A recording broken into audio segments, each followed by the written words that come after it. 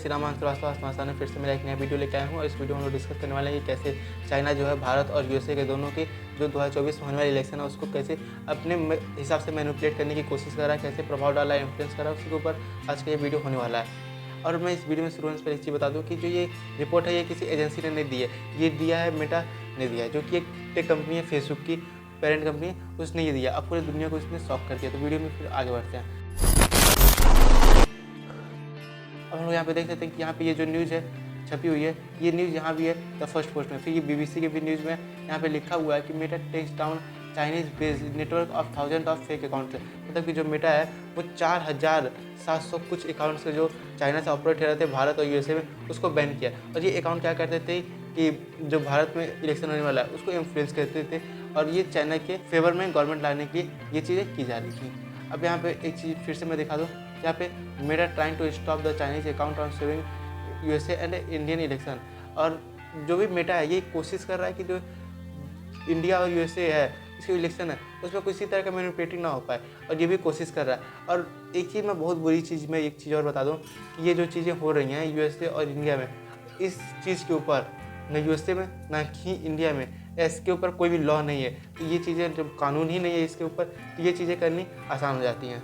अब एक देश के लिए सबसे नाजुक पल कौन सा होता है, सबसे सेंसिटिव पल कौन सा होता है, तो उसका इलेक्शन का टाइम का होता है। अब भारत और यूएसए दोनों में 2024 में इलेक्शन होने वाले हैं। अब मीडिया रिपोर्ट के माने कि जो चाइना है वो भारत में भी और यूएसए में भी दोनों जगह अपनी मनपसंद गवर्नमेंट बनानी चाहती है। इसकी वजह से ये मैनिपुलेटिंग कर रही है। और ऐसा नहीं कि बस चाइना बस करता है, अभी और भी कुछ देश हैं उसके बारे में बात करेंगे। और इस टाइम पे जो इंटरनेट है ये सब लोग यूज कर रहा है, गाँव तक ये इंटरनेट पहुँच चुका है। इसकी वजह से क्या है कि जो भी पार्टियाँ हैं वो इसका सहारा लेके कैंपेन करती हैं। और इसी तरह से जैसे सहारा लेके कैंपेनिंग की जाती है उसी तरह से इसमें बहुत सारी डिफ़ॉल्ट भी कि इसमें कुछ फेक न्यूज़ वगैरह फैलाना भी बहुत आसान हो जाता है। अब डिस इन्फॉर्मेशन प्रोपेगेंडा फैलाने वाले जो भी लोग हैं ये लोग कोशिश करते थे कि मान लो किसी एक पर्टिकुलर एरिया का विधायक है, उसने कुछ बहुत बड़ी गलती कर दी तो उसमें क्या करते थे, बहुत बढ़ चढ़ के इसको दिखाया जाता था और इसको बहुत बार ट्वीट होते थे। इसकी वजह से ये चीज़ें क्या आती थी, ट्रेंडिंग में आती थी। और इसकी वजह से जो जितने भी लोग थे सबको ये चीज़ें बात पता चल जाती थी। और कई लोग, अब आम आदमी के पास इतना टाइम नहीं होता है कि उसकी स्क्रीन पे जो भी चीज़ दिखाया जा रहा है उसके बारे में वो जाके रिसर्च करे और उसके बारे में पता लगाए कि ये सही चीज़ या नहीं है। उसकी स्क्रीन पे जो भी आया वो उसको सच मान लेता है। इसकी वजह से जो उसका वोट है वो भी मैनिपुलेट हो सकता है।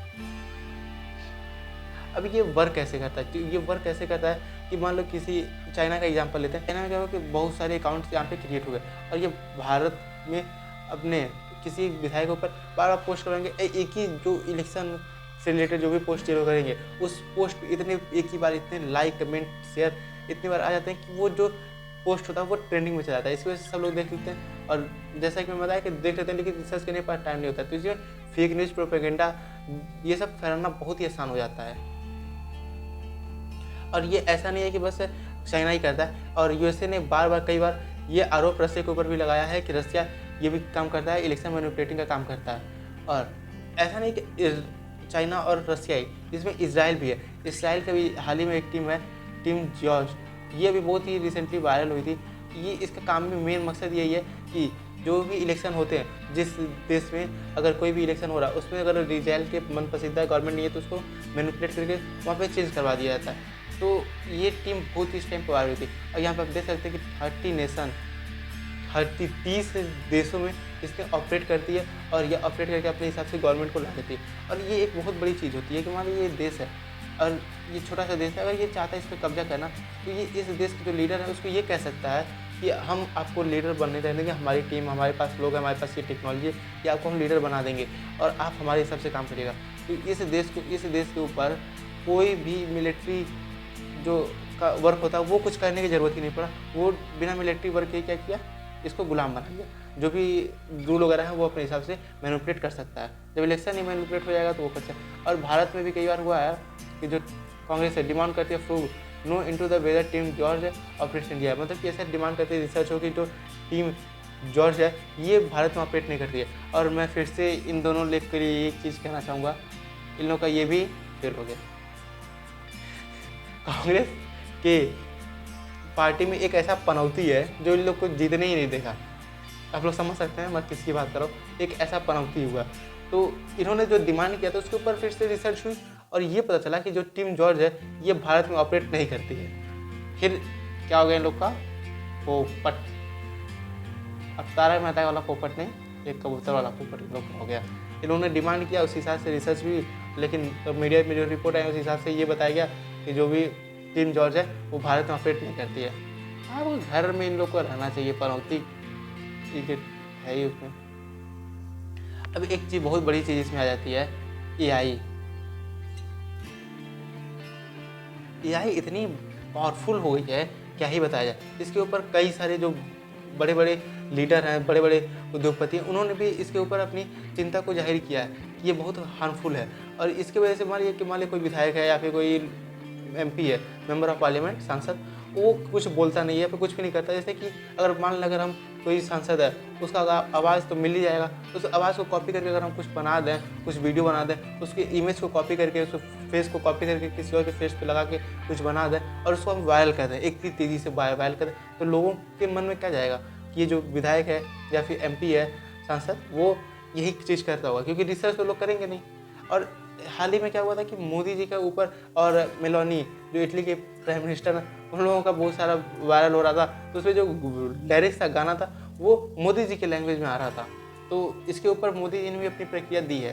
Deep fakes are a big issue, मतलब कि जो डीप फेक है, मतलब कि जो एआई से जनरेटेड चीज़ें होती हैं उसको डीप फेक कहा जाता है, तो वो बहुत हार्मफुल है और ये बहुत बड़ा नुकसान है।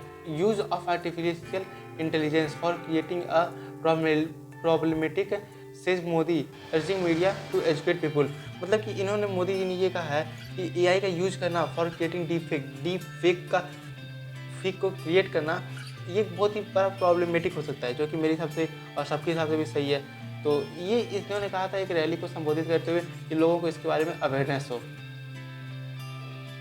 अब एक यहाँ पे बहुत बड़ी लाइन लिखी हुई है जो आज के टाइम से फिक्स है, to protect democracy protect internet.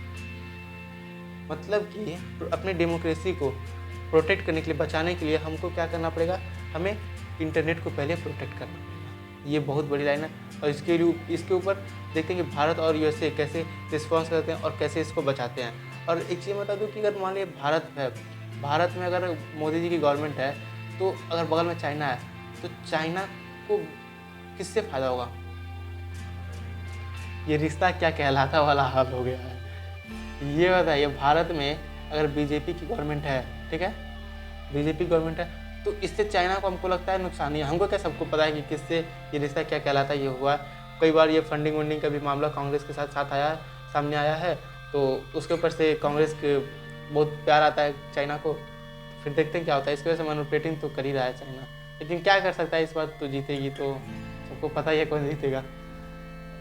इस वीडियो को मैं छोटा सा ओवरव्यू ये देना चाहता हूँ कि जो चाइना है वो भारत और यूएसए के जो इलेक्शन होने वाले हैं 2024 को लेकर, उसको मैनिपुलेट कर रहा है और उसको मैनिपुलेट करके अपने जो पसंदीदा गवर्नमेंट है, जिस पार्टी की, जैसे भारत में चाइना की पसंदीदा गवर्नमेंट रही है कांग्रेस है, और उसको सत्ता में लाना चाहता है। इसकी वजह से ये मैनिपुलेट कर रहा है और इसके बचाव के लिए भारत और यूएसए के दोनों के पास कोई भी लॉ नहीं है, कोई भी कानून नहीं है। जब लॉ कानून नहीं होता तो ये चीज़ें करनी बहुत आसान हो जाती हैं, तो जिसकी वजह से ये किया जा रहा है। और जो मेटा कंपनी, टेक कंपनी है, उसे 4700 मतलब 4700 से भी ज़्यादा जो चाइना के अकाउंट है उसको बैन किया है। क्यों? क्योंकि वो मिस इन्फॉर्मेशन या फिर फेक न्यूज़ों को प्रोपोगेट करते थे, फैलाते थे, और ये फेक आईडी थे, जिसकी वजह से भारत के जो इलेक्शन है उसको ये मैनिपुलेट करना चाहते थे। अगर वीडियो पसंद आए तो वीडियो को लाइक कमेंट से जरूर करें, और अभी तक मेरे चैनल इस चैनल को जिन्होंने सब्सक्राइब नहीं किया, मेरे चैनल को सब्सक्राइब कर दिए।